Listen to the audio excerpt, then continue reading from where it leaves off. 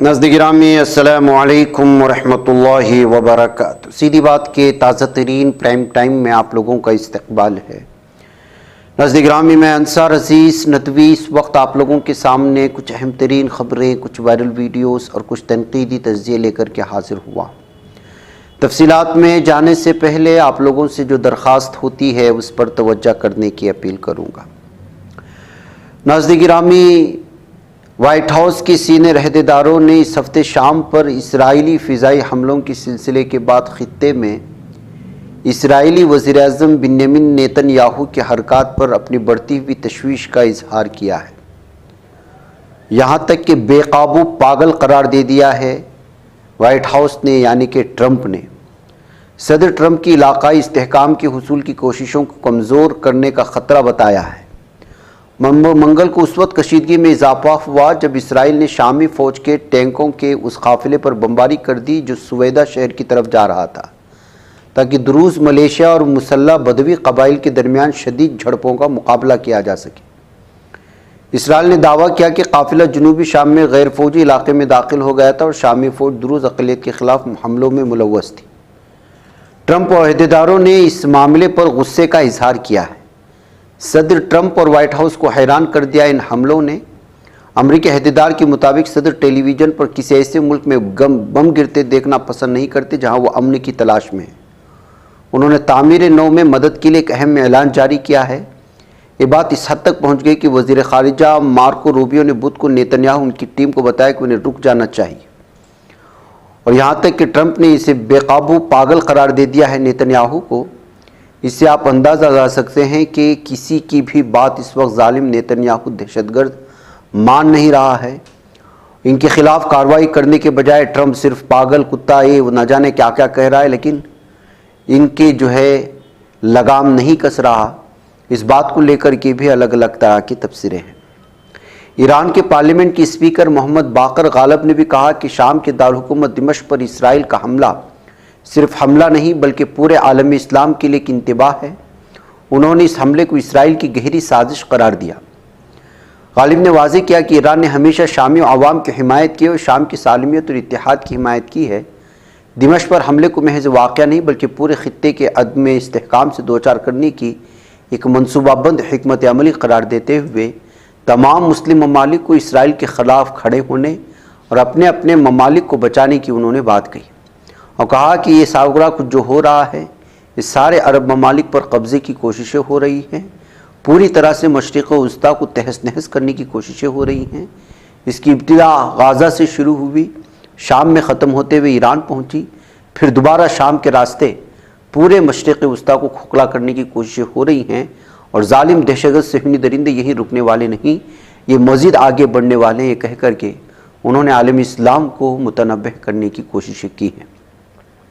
ادھر ناظرین گرامی، قابض ظالم صہیونی اسرائیلی فوج نے پیر کو الصبح مغربی کنارے میں کئی علاقوں پر دھاوا بولتے ہوئے 30 سے زائد فلسطینی شہریوں کو حراست میں لیا۔ الخلیل میں 9 شہری گرفتار کیے گئے، جن میں علی عوض، یوسف عواد، خضر اتمیمہ، معتصم جیاوی، حازم جیاوی اور نادر ارزقات وغیرہ شامل ہیں۔ احاطہ میں بھی گھر گھر چھاپے اور شدید جھڑپیں ہونے کی باتیں کہی جا رہی ہیں۔ تو ناظرین گرامی، ممبئی ہائی کورٹ نے خصوصی مکوکا عدالت کے فیصلے کو منسوخ کر دیا ہے، جس نے ممبئی کے ویسٹرن ریلوے لوکل لائن میں بم دھماکوں کی سازش اور اس کو انجام دینے کے الزام میں 5 کو موت اور 7 ملزمان کو عمر قید کی سزا سنائی تھی۔ ممبئی میں لوکل لائنوں میں 7 بم پھٹے تھے۔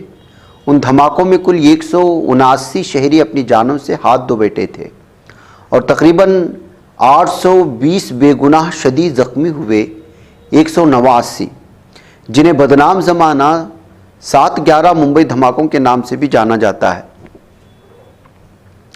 جسٹس انیل کلور اور شیام چانڈک کی خصوصی بینچ، جس نے 6 ماہ سے زائد عرصے تک ریاست اور مجرموں کی سزا کے خلاف اپیلوں کی سماعت کی، عدالت میں اپنا فیصلہ سنایا۔ انہوں نے مشاہدہ کیا کہ استغاثہ اپنے کیس کو معقول شک سے بالاتر ثابت کرنے میں ناکام رہا ہے۔ فیصلے کی تفصیلی کاپی ابھی دستیاب ہونا باقی ہے۔ قابل ذکر بات ہے کہ Maharashtra Control of Organised Crimes Act MCOCA کے تحت کیس کی سماعت کے لیے نامزد ایک خصوصی عدالت نے ستمبر 2015 میں قصورواروں میں سے 5 کو سزائے موت، 7 دیگر کو عمر قید کی سزا سنائی تھی۔ عدالت نے مجرموں جیسے کہ کمال انصاری، محمد فیصل عطاء الرحمن شیخ، احتشام قطب الدین صدیقی، نوید حسین خان اور آصف خان کو بم نصب کرنے کے جرم میں سزائے موت سنائی تھی۔ دوسرے مجرموں جیسے تنویر احمد، محمد ابراہیم انصاری، محمد ماجد، محمد شفیع، شیخ محمد علی، محمد عالم شیخ، عبد الرحمن شیخ کو سزائے موت سنائی گئی۔ رحمان شیخ، سہیل محمود شیخ اور ضمیر احمد لطیع الرحمان شیخ کو سزائے عمر قید سنائی۔ ایک اور ملزم واحد شیخ کو ٹرائل کورٹ نے 9 سال جیل میں گزارنے کے بعد بری کر دیا تھا۔ ریاست کے ساتھ ساتھ ان مجرموں کی طرف سے دائر کی گئی اپیلیں 2015 سے ہائی کورٹ میں زیر التوا تھی۔ آخرکار جولائی 2024 میں کچھ مجرموں کی جانب سے کیس کو تیزی سے نمٹانے کے لیے زور دینے کے بعد جسٹس کلور اور چانڈک پر مشتمل ایک خصوصی بینچ تشکیل دی گئی۔ جسٹس مرلی دھر کے مطابق اس معاملے میں جانبدارانہ تحقیقات ہوئی ہیں، بے گناہ لوگوں کو جیل بھیجا جاتا ہے اور پھر برسوں بعد جب وہ بیل سے رہا ہوتے ہیں تو ان کی زندگیوں کی تعمیر نو کا کوئی امکان نہیں ہوتا۔ یہ ملزمان گزشتہ 17 سالوں سے جیل میں ہیں، ایک دن بھی باہر نہیں نکلے، ان کی بنیادی زندگی کا بیشتر حصہ گزر جاتا ہے۔ ایسے معاملات میں جہاں عوامی ہنگامہ ہوتا ہے، پولیس کا رویہ ہمیشہ یہ ہوتا ہے کہ پہلے ایسے مقدمات میں پولیس افسران کو گمراہ کرنے اور پھر وہاں سے پریس کانفرنس کرنے کا طریقہ اختیار کیا جاتا ہے۔ جس طرح سے میڈیا اس کیس کو کوریج کرتا ہے وہ اس طرح سے کسی شخص کے قصور کا فیصلہ کر لیتا ہے۔ بہرکیف ناظرین گرامی، اب ممبئی ہائی کورٹ نے تمام 12 ملزمان کو بری کر دیا ہے اور کورٹ کا سخت تبصرہ بھی اس وقت سامنے آنے کے بعد کس طرح سے جبراً بغیر کسی دلیل کے، بغیر کسی شواہد کے گرفتار کر لیے جاتے ہیں مسلمان جب کہیں بم دھماکہ ہوتا ہے۔ اس سلسلے میں کرنے والا کوئی اور ہوتا ہے یا کسی کو کروایا جاتا ہے، پھر اس کے بعد بجلی گرتی ہے مسلم نوجوانوں پر اور پھر وہ کئی سالوں تک جیل کی سلاخوں کے پیچھے ناکردہ گناہ کی عذابات جھیلتے رہتے ہیں۔ پھر آخرکار کورٹ کہتا ہے کہ یہ بری الذمہ ہیں، لیکن تب تک ان کی جوانی کا وہ حصہ جو وہ اپنی زندگی کے تعمیر میں لگا سکتے تھے سب ختم ہو چکا ہوتا ہے۔ اتنے میں جانے اپنے کتنے اس میں فوت ہو جاتے ہیں، کتنی زندگیاں تباہ ہو جاتی ہیں، ان پر امید لگا کر کے رہنے والے ان کے اولاد، ان کے بھائی بہن ان کے انتظار میں فوت ہو جاتے ہیں اور اس کا کوئی خمیازہ نہ پولیس کو دینا پڑتا ہے، نہ عدالت اس سلسلے میں سنجیدگی سے لے کر کے اس طرح کے پولیس افسران کے خلاف کارروائی کرتی ہے۔ ان طرح کے پولیس افسران جو جھوٹی دلائل اور جھوٹے گواہ یا گواہ نہ ہونے کے باوجود گرفتار کر کے جیل کی سلاخوں میں ڈال کر کے چارج شیٹ جو ہزاروں صفحات پر مشتمل ہوتے ہیں، صرف کہانیاں سنائی جاتی ہیں، شواہد اس میں نہیں ہوتے، تو نتیجہ کیا نکلتا ہے کہ بعد میں جا کر کے وہ بے گناہ ثابت ہوتے ہیں۔ یہ اسی وقت تھمے گا جب اس طرح کے پولیس افسران جو بغیر شواہد کے، بغیر دلائل کے بند کر دیتے ہیں اور سخت ان پر کیس لاد دیتے ہیں، ان کے خلاف جب تک کوئی کارروائی نہیں ہوگی تب تک اس طرح بے قصوروں کو، بے گناہوں کو جیل کی سلاخوں میں سڑتے رہنا ہوگا۔ زندگی کے اہم ترین حصے وہ اس طرح کے جیل کے سلاخوں میں کاٹنے ہوں گے۔ یہ کہتے ہوئے اس طرح کے پولیس افسران کو یا کیس لادنے والوں کے خلاف بھی عدالتیں صرف تنبیہ کرنے کے بجائے اگر قانونی کارروائی کریں گے تو شاید وہ آئندہ اس طرح بے قصوروں کو گرفتار کرنے میں ہاتھ نہیں بڑھائیں گے۔ اس طرح کے تبصرے بھی آئے ہیں۔ ناظرین گرامی، ریاست کرناٹک میں کتوں کی دہشت ایسی جاری ہے کہ اگر گزشتہ 6 مہینوں کی پوری ریکارڈ جو اس وقت آفیشلی طور پر منظر عام پر لائی گئی ہے اس پر دیکھا جائے تو کتوں نے ابھی تک 2,30,000 لوگوں کو اپنا شکار بنایا ہے، پورے کرناٹک کے مختلف اضلاع میں، مختلف گلیوں اور کوچوں میں۔ ریبیز سے 19 لوگوں کی موت ہو چکی ہے۔ گزشتہ سال کے مقابلے اس بار کتوں کے کاٹنے کے معاملے میں لگاتار اضافہ دیکھنے کو ملا ہے۔ کرناٹک محکمہ صحت نے integrated disease surveillance programme IDSP کے ذریعے شیئر کیے گئے اعداد و شمار کے مطابق اس سال تک جنوری سے 30 جون کے درمیان کتوں کے کاٹنے سے 2,31,091 معاملے سامنے آئے۔ ریبیز کی وجہ سے 19 لوگوں کی جانیں گئیں۔ 2024 میں کتوں کے کاٹنے کی وجہ سے 3,60,000 معاملے درج کیے گئے۔ ریبیز سے 42 لوگوں کی موت ہوئی۔ گزشتہ سال 6 مہینے میں کتے کے کاٹنے سے 1,69,672 معاملے سامنے آئے ہیں۔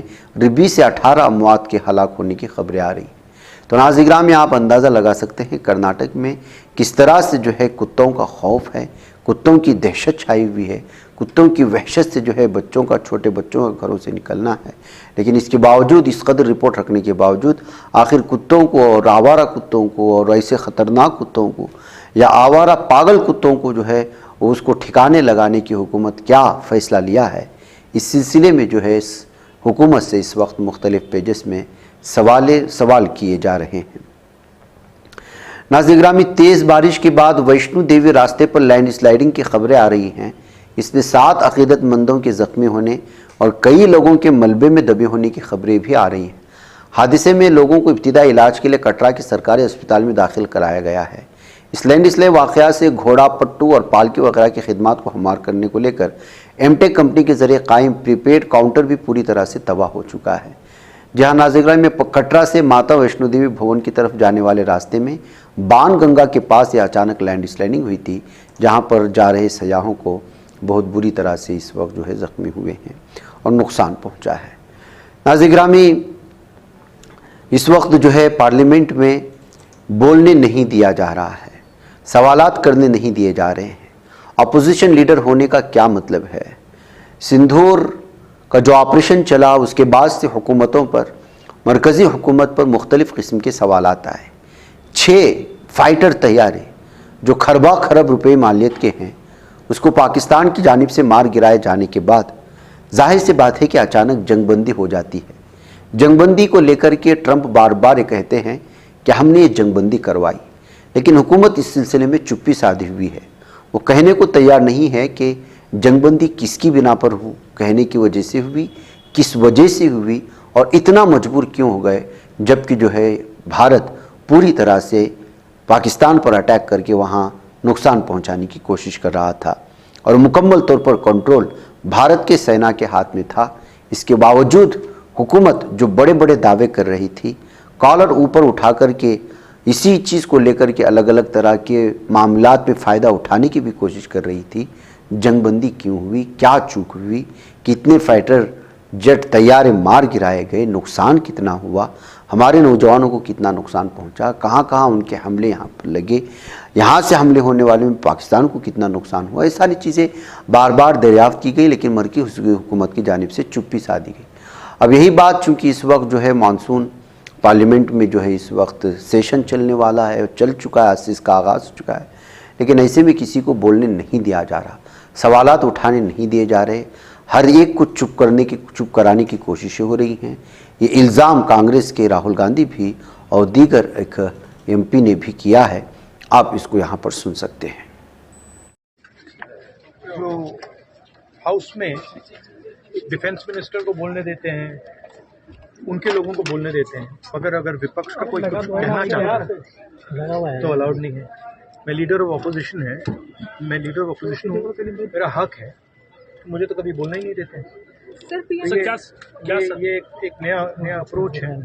سر پی ایم نے وجے اتسو ستر بولا ہے، سر پی ایم بول رہے ہیں کہ وجے اتسو ستر ہے، بٹ دوڑ کے نکلے ہاؤس سے 1 سیکنڈ میں۔ لیکن چیئر بار بار کہہ رہی تھی کہ ہم چرچا کے لیے تیار ہیں، آپ لوگ بیٹھیے، ہم چرچا کے لیے تیار ہیں۔ چرچا تو ہوگی، اگر وہ الاؤ کریں گے تو ہوگی، مگر ایشو یہ ہے کہ کنونشن کہتا ہے کہ اگر سرکار کے لوگ کچھ بولیں تو ہمیں بھی اسپیس ملنی چاہیے۔ ہم 2 شبد کہنا چاہتے تھے مگر وپکش کو یہ الاؤڈ نہیں۔ Thank you sir. کسی کے ڈیتھ کے اوپر، کسی کی ماتم کے اوپر آپ جشن کیسے منا سکتے ہو؟ اور جب ہم جواب مانگ رہے ہیں آپریشن سندور کے بارے میں چرچا ہونی چاہیے، اور جو پلینز گرائے گئے ہیں اس کے بارے میں چرچا ہونی چاہیے۔ جب سی ڈی ایس جا کے بولتے ہیں کہ پلینز گرائے گئے لیکن آپ ریکارڈ پہ کچھ نہیں لاتے ہو، جب ٹرمپ ٹویٹ کر کے کہتے ہیں کہ سیز فائر ہے، یہ سب سے بڑی ڈی مورلائزنگ چیز ہے اپنی سینا کے لیے کہ کوئی تیسری پارٹی کہتی ہے کہ آپ لوگ سیز فائر، کیونکہ انڈیا ٹیرر سے ڈرتی ہے۔ ابھی تک جو 4 ٹیررسٹ ہے وہ فرار ہے، تو یہ فیلئر ہے انڈین گورنمنٹ کا۔ میں سینا کی بات نہیں کر رہی ہوں، انڈین گورنمنٹ کا فیلئر ہے۔ انڈین گورنمنٹ نے ہمارے دیش کو، مودی سرکار نے ہمارے دیش کو سب سے ویکسٹ پوائنٹ پہ لا رکھا ہے، جب کیونکہ امریکہ نے ہم کو کہا ہے کہ کیا کرنا ہے۔ تو ہاؤ از اٹ، آپ کسی کے ڈیتھ کے اوپر کیسے سیلیبریشن جشن منا سکتے ہو؟ جب لوک سبھا میں ہم جواب چاہ رہے ہیں، جب لوک سبھا میں ہم ڈسکشن چاہ رہے ہیں، آپ پیٹ دکھا کے چلے جاتے ہو، یہ کون سی چیز کا جشن منا رہے ہو؟ ناظرین گرامی، جارڈن علاقوں میں یعنی اردن میں اس وقت وہاں کے عوام بہت ہی زیادہ نالاں ہیں۔ غصے میں ہیں غازہ پٹی میں ہونے والے حملوں کو لے کر کہ نہ صرف جارڈن میں بلکہ پوری دنیا کے عوام اس بات کو لے کر کے ناراض. اگر کسی کے کان پر جوں نہیں رینگ رہی ہے تو وہ ان تمام ممالک کے حکمرانوں پر جو ظالم بنے ہوئے ہیں یا ظالم کا سپورٹ کر رہے ہیں. اردن کے بادشاہ کا بھی کچھ یہی طرح کا حال ہے. عوام کچھ اور چاہتی ہے لیکن یہاں کے حکمران امریکہ اور اسرائیل کے پالتو کتے ہو چکے ہیں، جس کا نتیجہ یہ ہو رہا ہے کہ غازہ کی پٹی میں معصوم بچے بھوک سے تڑپ تڑپ کر، پیاس سے تڑپ تڑپ کر جام دے رہے ہیں.